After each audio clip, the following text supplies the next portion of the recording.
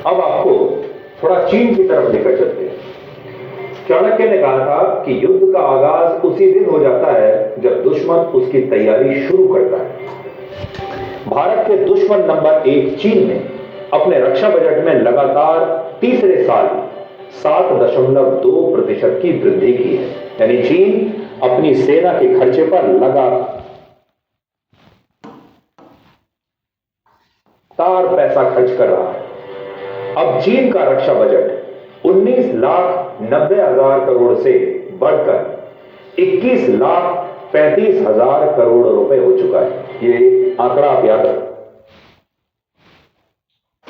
आज से सिर्फ 5 साल पहले चीन का रक्षा बजट 16.5 लाख करोड़ रुपए का हुआ करता था, जो अब बढ़कर 21,35,000 करोड़ रुपए का हो चुका है। और इसमें भी 5 लाख करोड़ रुपए की वृद्धि इस बार की गई।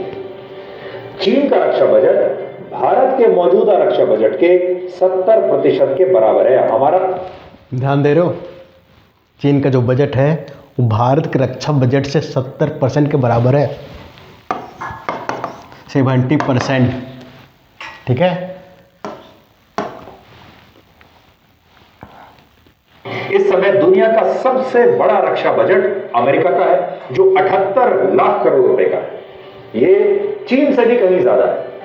चीन का 21,35,000 करोड़ रुपए का है, रशिया का 12,64,000 करोड़ रुपए, जर्मनी का 7.5 लाख करोड़।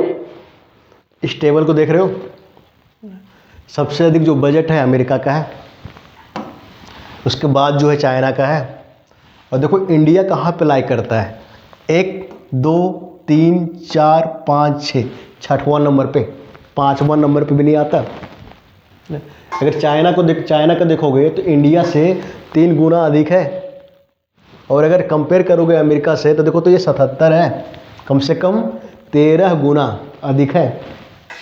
हाँ, ये अलग बात है कि अमेरिका का जो है वो चाइना से बहुत ज़्यादा है ना। और भारत का रक्षा बजट है 6,81,000 करोड़ रुपए। अब जरा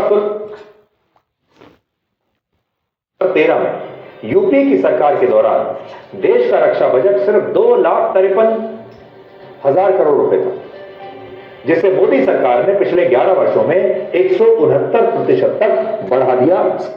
इसका मतलब क्या है, मोदी के आने के बाद रक्षा बजट जो है बढ़ा है अच्छा खासा, है ना। स्क्रीन पर आप देख लीजिए, पहले भारत दुनिया में हथियारों का सबसे बड़ा खरीदार हुआ करता था, लेकिन अब हमारा देश दुनिया के 85 देशों को हथियार बेच रहा है और इसमें हथियारों के निर्यात में 1000% की। क्या बोल रहा है, पहले जो है भारत हथियार खरीदता था, अब जो है 85 देशों को बेच रहा है। वृद्धि हुई है और रक्षा बजट में वृद्धि का सीधा मतलब है दुनिया भर में हथियारों की खरीद को बढ़ा देना। और जब हथियारों की खरीद बढ़ती है तो इससे सिर्फ 3 देशों को फायदा होता है, जो हथियारों के सबसे बड़े सौदागर हैं। तो देखिए, दुनिया भर के बाजार में, हथियारों के बाजार में 3 सबसे बड़े सौदागर कौन है। पहला है अमेरिका, जो सबसे ज्यादा हथियार बेचता है, दूसरा है रशिया और तीसरा है चीन, है ना।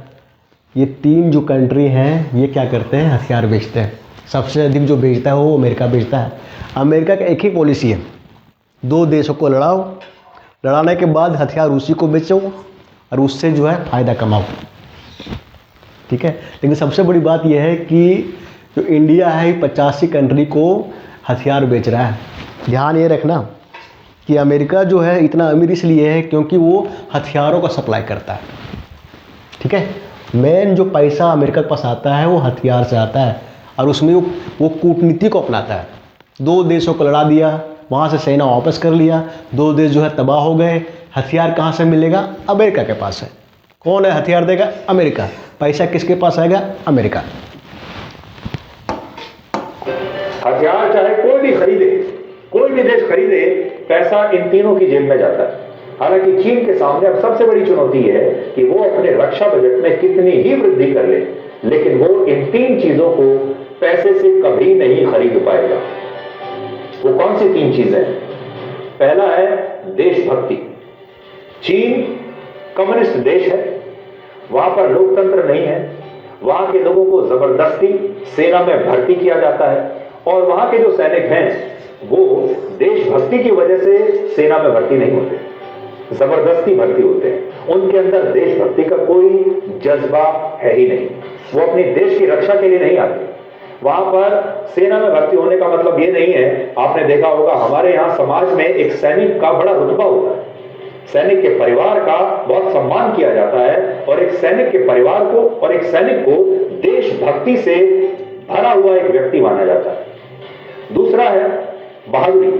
हमारे देश के बच्चे बच्चे में देशभक्ति भी है और बहादुरी भी है, लेकिन चीन के सैनिक बहादुर नहीं माने जाते। और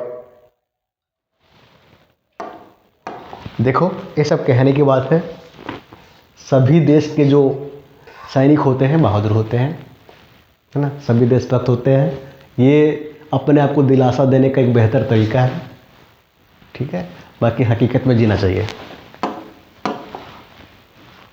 चलो ठीक है, ओके, थैंक यू।